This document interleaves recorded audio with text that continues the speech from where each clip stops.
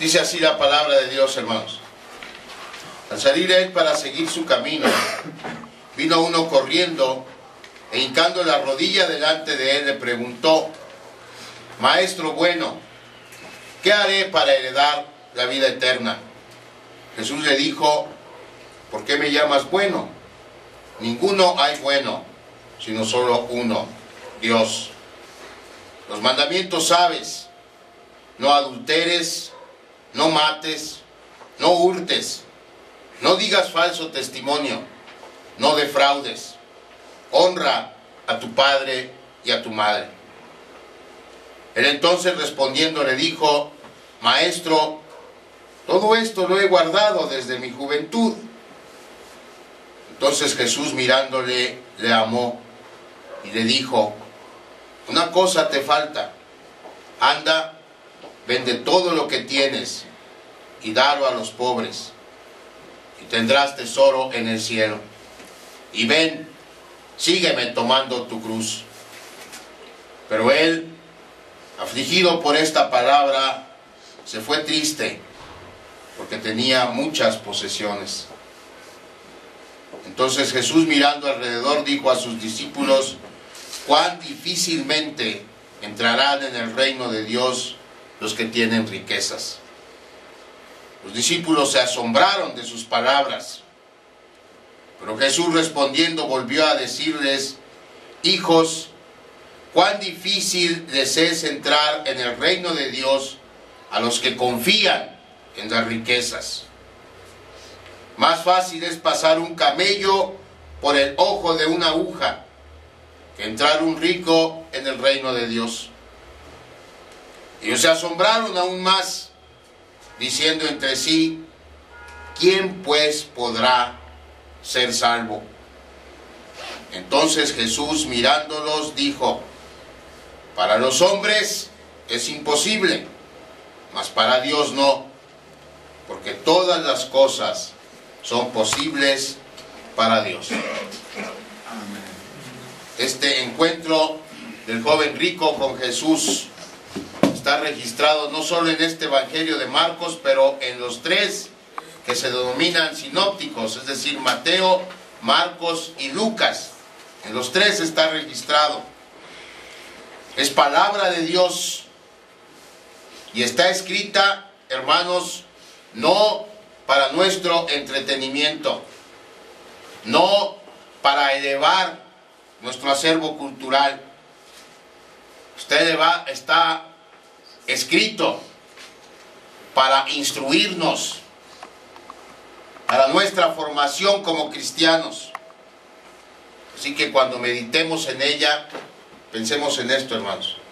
Dios la escribió no como una lectura de entretenimiento, es una instrucción, y como eso debemos verla. Vamos a orar.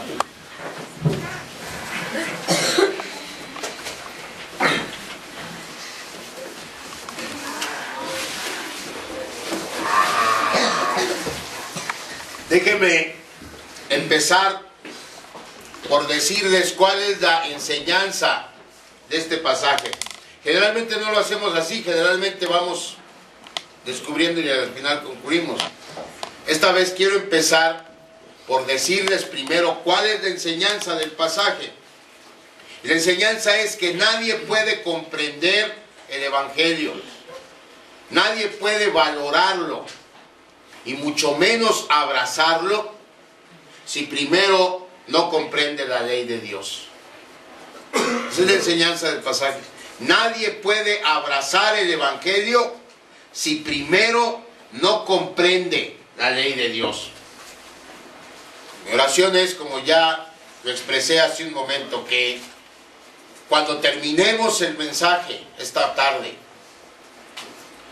los que ya hemos abrazado el Evangelio, nos afiancemos aún más en él. Y si hay alguien que todavía no lo comprende, no sabe de qué se trata y por lo mismo no lo ha abrazado, esta tarde Dios le permita abrazar el Evangelio de Jesucristo. Bueno, dicho esto, la historia comienza con un hombre que busca a Jesús para pedirle un consejo. Y por las palabras que usa la Biblia, nos podemos dar cuenta de la importancia que eso tenía para este joven.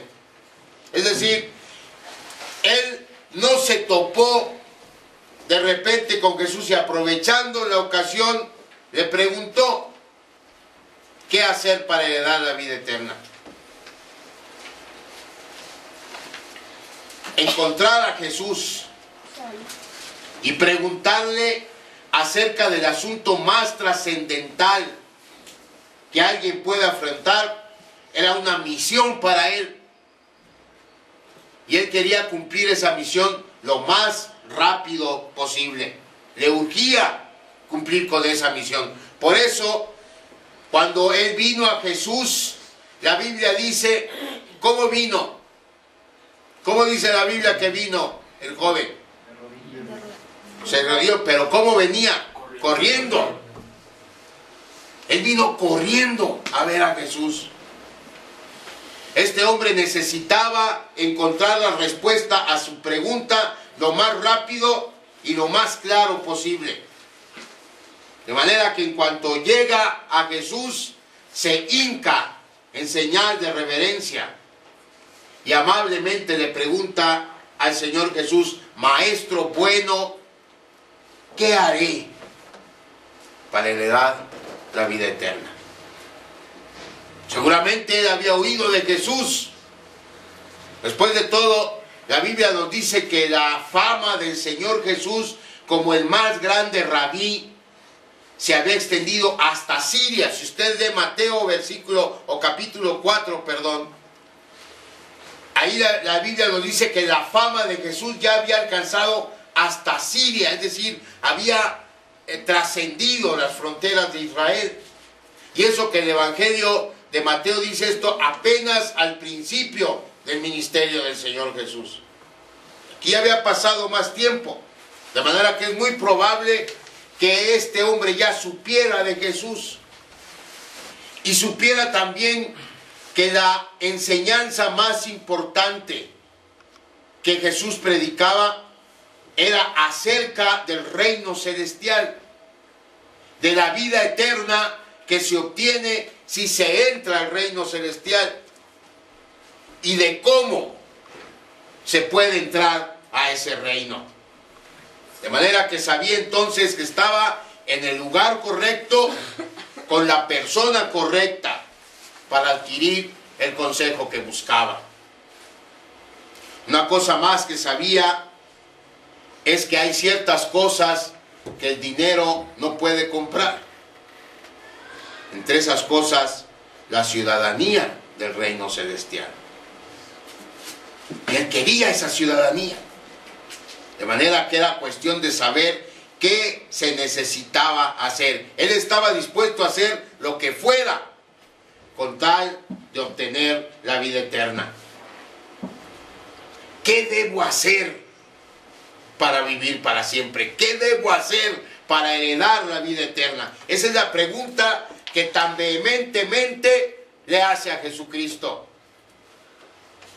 Hay una historia similar, que es posterior a esta en la Biblia, donde Pablo y Silas, siervos de Jesucristo, misioneros de él, embajadores de él, están encarcelados en una ciudad que se llama Filipo. La historia está en Hechos capítulo 16. Ahí nos dice la Biblia que a medianoche estos siervos que habían sido encarcelados por predicar el Evangelio, habían sido azotados, y después de haber sufrido esto, ellos estaban a medianoche cantando, fíjense, en la cárcel, estaban alabando a Dios. Y en medio de esas alabanzas se vino un terremoto que sacudió todos los cimientos de la cárcel y abrió las celdas. De manera que no solo ellos, pero todos los presos que estaban en esa ocasión, en esa cárcel, tuvieron oportunidad de escapar.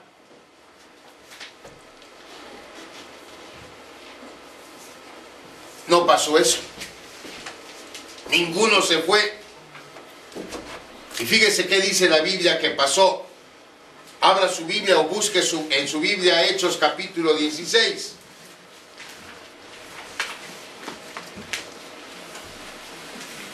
Voy a leer ya después que fue el terremoto, ya después que todos los presos estaban sueltos. Versículo 27 de Hechos capítulo 16. Despertando el carcelero y viendo abiertas las puertas de la cárcel, sacó la espada y se iba a matar, pensando que los presos habían huido. Mas Pablo clamó a gran voz diciendo: no te hagas ningún mal, pues todos estamos aquí.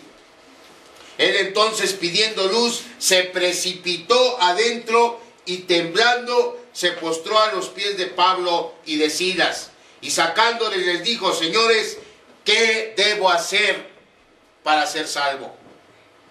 Ellos dijeron: cree en el Señor Jesucristo y serás salvo tú y tu casa. Misma pregunta. El carcelero pregunta: ¿qué debo hacer para ser salvo? El joven rico pregunta: ¿qué debo hacer para heredar la vida eterna? La misma pregunta. En la historia posterior, un embajador, un siervo de Jesucristo, le da la respuesta al carcelero, fácil, directa, rápida: cree en el Señor Jesucristo y serás salvo tú y tu casa.